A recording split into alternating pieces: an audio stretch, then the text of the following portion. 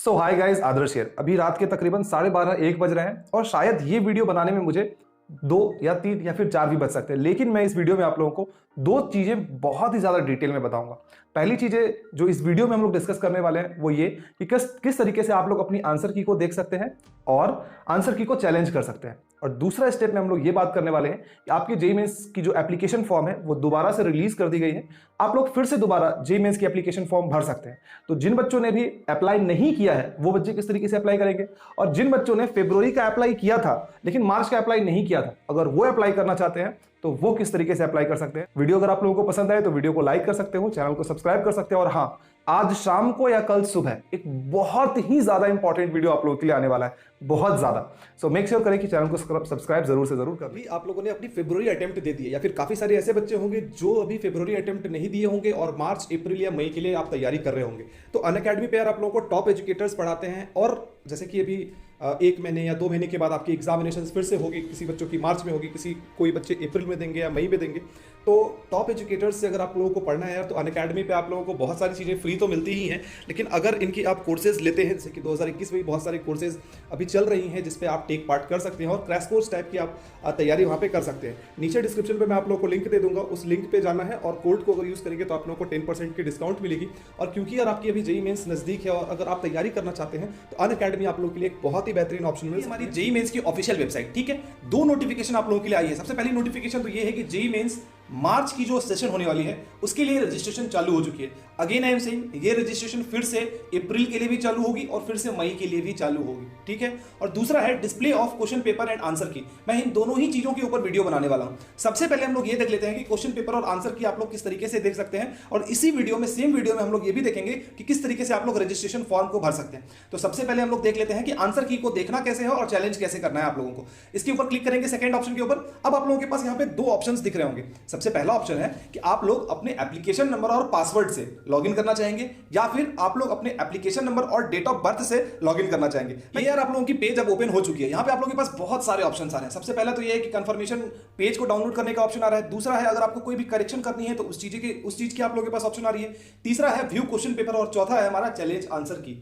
तो अगर आप सिर्फ और सिर्फ क्वेश्चन पेपर को देखना चाहते हैं तो जैसे सबसे पहले हम लोग क्वेश्चन पेपर को यहाँ पे ऑन, तो ये रहा यार आप लोगों का क्वेश्चन पेपर। आप लोगों ने यहाँ पे जो जो आंसर टिक किया था वो सारे आंसर दिखेंगे। जैसे कि यहाँ पे सपोज नंबर 2 एक क्वेश्चन दिख रहा है और क्वेश्चन के साथ में यहाँ पे आप लोगों को दिख रहा है आंसर चूजन ऑप्शन। तो आपने सपोज ऑप्शन नंबर 1 को चूज किया। इसका मतलब ये है, यहाँ पे 2 चीजें इंपॉर्टेंट है। सबसे पहली चीज ये कि आपकी क्वेश्चन आईडी क्या है, ये रही आपकी क्वेश्चन आईडी। इस क्वेश्चन आईडी को आप लोगों को देखना है। और दूसरी इंपॉर्टेंट चीज ये है कि आपने कौन सा आंसर को चूज किया है। जैसे कि चूजन ऑप्शन है हमारा नंबर 1, ठीक है। तो नंबर 1 इसका मतलब क्या हो गया, ये वाला, ये हम लोगों ने चूज किया है। तो क्वेश्चन आईडी और आंसर आईडी आपकी क्या है, इसकी लास्ट 2 डिजिट को आप लोग नोट करके रख लें कि ठीक है भाई, मेरी जो क्वेश्चन आईडी थी 59, उसकी आंसर थी हम लोग की 39। मेरी क्वेश्चन आईडी थी 61, उसकी आंसर थी 39। इस तरीके से आप लोगों को नोट डाउन करके रख लेना। ये हो गई आप लोगों की कंप्लीट पेपर। अब जिन बच्चों को भी ये देखना है कि यार मेरी आंसर सही थी या गलत थी, अब आप लोगों को दिखाता हूं मैं कि कहां से आप लोग जाके अपनी आंसर की को चेक कर सकते हैं। आप लोगों को अपनी ऑफिशियल पेज जो थी उस ऑफिशियल पेज पे दोबारा जाना है।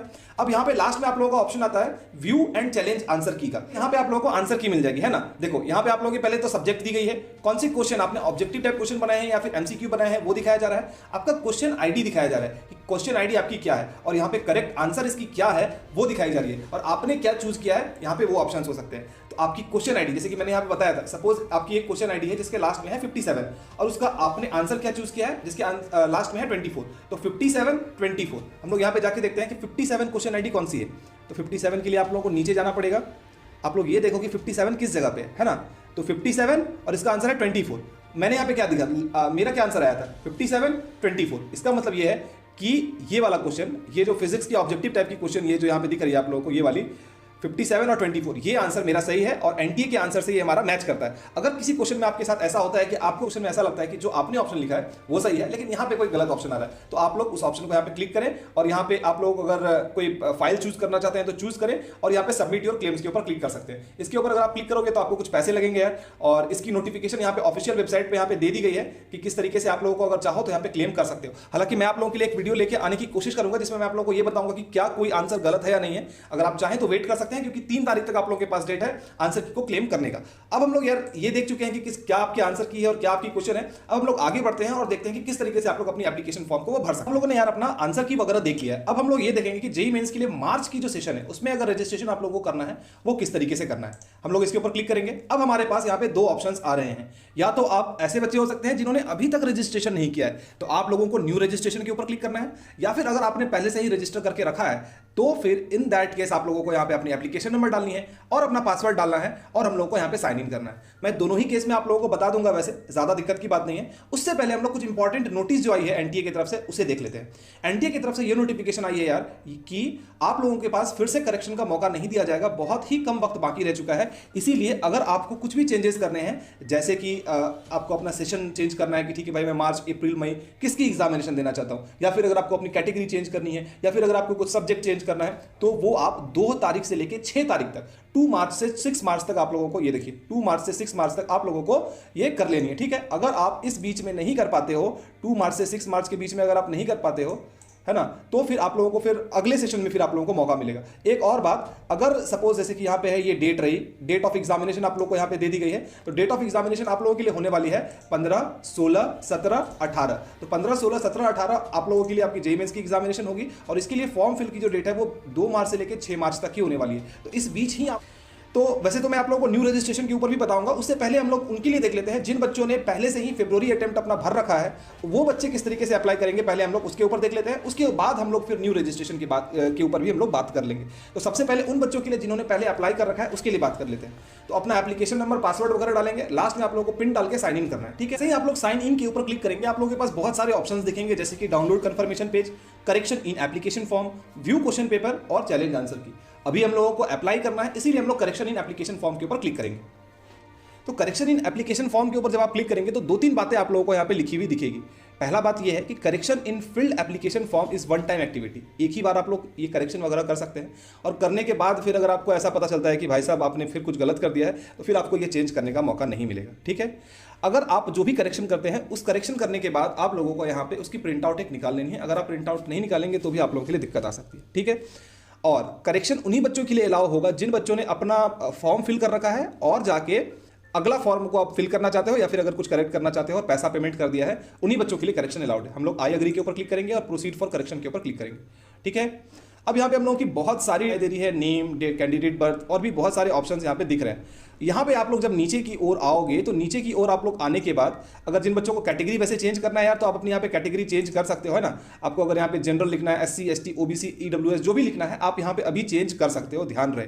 तो अगर आप चेंज करना चाहते हैं तो अभी आप चेंज कर सकते हैं, अगर आपको नहीं करना है तो कोई बात ही नहीं है। ठीक है, उसके बाद भी अगर आपको और भी कुछ चीज़ें अगर चेंज करनी है तो इस तरीके से आप आके यहाँ पे चेंज कर ले। जैसे कि आपने कहाँ से 12th पास किया है, बिहार से अगर किए हैं तो बिहार, किसी और जगह से किए हैं तो आप वो सारी चीज़ें भर सकते हैं। नेशनलिटी भी चेंज कर सकते हैं, प्लेस ऑफ रेसिडेंस जो भी चीज़ें हैं ये सब अगर आप चेंजेस करना चाहते हैं तो चेंज आप कर सकते हैं। अच्छा, अब हम लोग यहाँ पे नीचे आएंगे। नीचे आने के बाद आपसे यहाँ पे पूछ रहा है कि आप अप्लाई किस चीज़ के लिए करना चाहते हैं, बीटेक या बीई के लिए या फिर किसी और चीज़ के लिए भी आप अप्लाई करना चाहते हैं। सपोज अगर आप कोई ऐसे बच्चे हैं जो कि अभी बीटेक दे रहे थे लेकिन आपको ऐसा मन कर रहा है कि मुझे मार्च में बी प्लान या फिर बी आर्क ये भी देना चाहिए, तो आप उन सारे ऑप्शंस में से किसी चीज़ को चूज कर लेते हैं। फिलहाल हम लोग इसमें कोई चेंजेस नहीं करेंगे क्योंकि मैं चाहता हूँ कि सिर्फ और सिर्फ बीटेक या बीई दूँ, और आके हम लोग आगे के ऊपर क्लिक करेंगे कि हम लोग मार्च का एग्जामिनेशन देना चाहते हैं, या फिर सिर्फ अप्रैल का एग्जामिनेशन देना चाहते हैं, या फिर सिर्फ मई का एग्जामिनेशन देना चाहते हैं, या फिर तीनों का एग्जामिनेशन देना चाहते हैं। तो आपको जो भी एग्जामिनेशन देनी है, जिसके लिए भी आप फॉर्म फिल करना चाहते हैं, उसके ऊपर आप लोग क्लिक करें। सपोज यहाँ पे मैं मार्च के ऊपर क्लिक करना चाहता हूँ, तो मैं यहाँ पे मार्च के ऊपर क्लिक करूँगा। यहाँ पे मैं नीचे आऊँगा, नीचे आने के बाद आप लोगों को इनकम वगैरह अगर आप सबमिट करना चाहते हैं तो आप इनकम सबमिट कर सकते हैं। इनकम सर्टिफिकेट या फिर इनकम जो है आप लोगों को वो जमा करना पड़ता है, सर्टिफिकेट तो नहीं, इनकम अभी आप लोगों को सबमिट करना पड़ता है। तो अगर आप इनकम सबमिट करना चाहते हैं अपने फादर मदर और गार्जियन का तो आप अभी सबमिट कर सकते हैं। अगर आप नहीं भी करते हैं तो कोई दिक्कत की बात नहीं आने वाली है, इस चीज़ को आप लोग गांठ बांध के रख सकते हैं। फोटोग्राफ वगैरह दी गई है, इसमें कोई भी चीज़ें नहीं है। और उसके बाद आप लोगों को यहाँ पे सिक्योरिटी पिन को डालना है और सबमिट करना है, और उसके बाद आपकी पेमेंट पे जाएगी और आप लोगों को पेमेंट कर देना है। इसी तरीके से उन बच्चों को अप्लाई करना है जिन बच्चों ने पहले अपने एप्लीकेशन फॉर्म को भर रखा है। अब जो भी ऐसे बच्चे हैं जिनको न्यू अप्लाई करना है उनके बारे में हम लोग बात कर लेते हैं कि वो अपनी न्यू न्यू रजिस्ट्रेशन किस तरीके से कर सकते हैं। अब हम लोग इन बच्चों के लिए बात कर लेते हैं जिन्होंने अभी तक रजिस्ट्रेशन किया ही नहीं है और वो नई तरीके से अपनी फॉर्म को अप्लाई करना चाहते हैं। न्यू रजिस्ट्रेशन के ऊपर क्लिक करेंगे और यहाँ पे बहुत सारी इंफॉर्मेशन और ज्ञान दी गई है, जैसे कि आप लोगों को कितने पैसे लगेंगे, क्या एलिजिबिलिटी क्राइटेरिया है, किस तरीके की आपकी फोटोग्राफ होनी चाहिए। इन सारी चीजों को अगर आप चाहो तो पढ़ सकते हो। किस तरीके का पासवर्ड रखना है ये भी अगर आप चाहो तो यहाँ पे पासवर्ड को आप लोग पढ़ सकते हो। इसके ऊपर हम लोग जाने के बाद आई एग्री करेंगे और प्रोसीड के ऊपर हम लोग यहाँ पे क्लिक कर देंगे। ठीक है, अब आप लोगों को यहाँ पे कुछ पर्सनल डिटेल्स डालने हैं, अपनी एड्रेस डालनी है, परमानेंट एड्रेस डालनी है। उसके बाद हम लोग को यहाँ पे पासवर्ड चूज करना है और सिक्योरिटी पिन डालना है। अब इनमें से क्या क्या चीजें इंपॉर्टेंट है? इंपॉर्टेंट है आपकी यहाँ पे कैंडिडेट नेम में आप गलती नहीं कर सकते हो। जो भी आपकी क्लास 10th या क्लास 12th में आप लोगों की जो नेम थी वही नेम आप लोगों को यहाँ पे डालना है। फादर्स नेम जो आपकी क्लास 10th या क्लास 12th में आपने जो भी आपका जो फादर नेम है उस पर कोई चेंजेस आप मत कीजिएगा। डेट ऑफ बर्थ आपकी जो क्लास 10th में आपने डेट ऑफ बर्थ लिखा था वो डेट ऑफ बर्थ आप लोगों को भरना है। जेंडर चूज करें। आइडेंटिटी टाइप में यहाँ पे बहुत सारे ऑप्शंस आप लोगों को मिलते हैं, जैसे कि पैन कार्ड है, स्कूल आईडी कार्ड है, पासपोर्ट है, उसके बाद वोटर आईडी है, राशन कार्ड है, बैंक पासबुक है, ड्राइवरी लाइसेंस है, और अगर आप आधार कार्ड को चूज करना चाहते हैं तो any other valid ID proof के ऊपर आप लोग को यहाँ पे क्लिक कर देना है। ठीक है, अच्छा, ये सारी चीजों के भरने के बाद अगर आपकी प्रेजेंट एड्रेस और परमानेंट एड्रेस सेम है तो सेम एज प्रेजेंट एड्रेस के ऊपर आप लोग को यहाँ पे क्लिक कर देना पड़ेगा और कुछ भी नहीं। ठीक है, अच्छा, उसके बाद आप लोगों को यहाँ पे पासवर्ड चूज करना है। पासवर्ड किस तरीके से चूज करना है पहले मैं आप लोगों को वो दिखा देता हूँ। यार आप लोगों को एक कैपिटल लेटर चूज करना है, उसके बाद स्मॉल लेटर्स भी आप चूज कर सकते हो। सपोज अगर किसी का नाम अमन है तो आप AMAN इस तरीके से लिख सकते हैं। एक स्पेशल केस कैरेक्टर को चूज कर ले, जैसे कि आप @ आप चूज कर सकते हैं, या फिर अगर आप चाहें तो हैच भी यूज कर सकते हैं। मैं अपने केस में @ चूज कर लेता हूं और उसके बाद कुछ भी आप डाल सकते हैं। सपोज अगर आपका फेवरेट नंबर है 1 2 3 4 तो इस तरीके से आप पासवर्ड बना सकते हैं, या फिर इसी तरीके से आप चाहें तो पासवर्ड बना सकते हैं। लेकिन जो भी पासवर्ड बनाए आप लोग ध्यान रहे उस पासवर्ड को आप लोगों को अच्छे तरीके से सेव करके रखना है। जेंडर आइडेंटिफिकेशन टाइप आप लोगों को अगर आधार कार्ड देना है तो any other valid ID proof के ऊपर क्लिक करके आधार नंबर डालेंगे। मैंने यहाँ पे कोई भी एक रैंडम आधार नंबर आप लोगों को लिख के दिखाया, ये मेरा आधार कार्ड का नंबर नहीं है, कोई भी रैंडम नंबर मैं लिख के आप लोगों को दिखा रहा हूँ। एड्रेस लिखना था, मैंने कुछ भी एक एड्रेस यहाँ पे लिखा है। अब यहाँ पे ये मोबाइल नंबर पे ट्राई मत करना, ये मोबाइल नंबर मेरा नहीं है, मैंने कोई भी रैंडम नंबर यहाँ पे लिख दिया है, जो मन में आया वो मैंने यहाँ पे नंबर लिखा है। लेकिन आपको अपने केस में उसी मोबाइल नंबर को चूज करना है जिस मोबाइल नंबर को कम से कम आप 1 साल तक यूज करने वाले हो, और उसी ईमेल आईडी को आप लोग को यहाँ पे डालना है जिस ईमेल आईडी को आप लोग कम से कम 1 साल तक यूज करने वाले हो। क्योंकि अभी से लेके काउंसलिंग तक आपकी जो भी ईमेल आईडी है और जो भी फोन नंबर है ये आप लोगों के लिए बहुत ही ज्यादा इंपॉर्टेंट होने वाला है। कुछ देर पहले मैंने आप लोगों को ये बताया था कि पासवर्ड किस तरीके से चूज करना है, आप उसी तरीके से पासवर्ड चूज कर लें। सिक्योरिटी क्वेश्चन चूज करना है, सिक्योरिटी क्वेश्चन चूज कर लें और यहाँ पे सिक्योरिटी पिन डाल के आप लोगों को सबमिट के ऊपर क्लिक कर दें। इससे यहाँ सारी डेटा को देख लेनी है कि मैंने जो डेटा भरी है वो सारी डेटा सही भरी है। तो आप लोग देख सकते हो कि मैं एक बस टेस्ट केस आप लोगों को देके दिखा रहा हूँ। जैसे कैंडिडेट नेम मैंने A ले लिया है, फादर्स नेम मैंने B ले लिया है, लेकिन आप लोगों को जो भी चीज़ आप भरोगे वो चीज़ें बहुत सही ढंग से भरनी है, कहीं पे भी कोई मिस्टेक नहीं करना है। और खास करके मोबाइल नंबर और ईमेल आईडी आप लोग 10 बारी चेक करके भरे। मैंने यहाँ पे कोई रैंडम ले लिया है, इस नंबर पे कॉल करके कोई फायदा नहीं होगा आप लोगों को, है ना।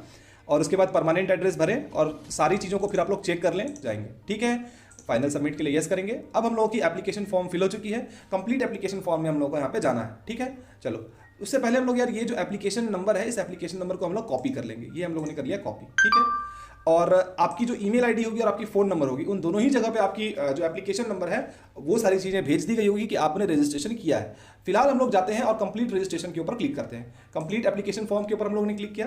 यहाँ पे सारी डिटेल्स हमारी जो है एक लाइन से आ रही है, क्या क्या चीज़ें हम लोगों ने भरा है। ठीक है, अब जैसे नेशनलिटी पूछ रहे हैं, आपके केस में अगर इंडियन है तो इंडियन भर दें, मेरे केस में इंडियन है मैं इंडियन भर देता हूँ। ठीक है, सॉरी ये गलती हो गया, इंडियन तो इंडियन मैं भर देता हूँ। उसके बाद पूछ रहे हैं कि किस स्टेट से आप 12th पास किए हैं या फिर अपीयर कर रहे हैं। तो मैं अपने केस में सपोज लिख देता हूँ कुछ भी लिख देता हूँ, झारखंड।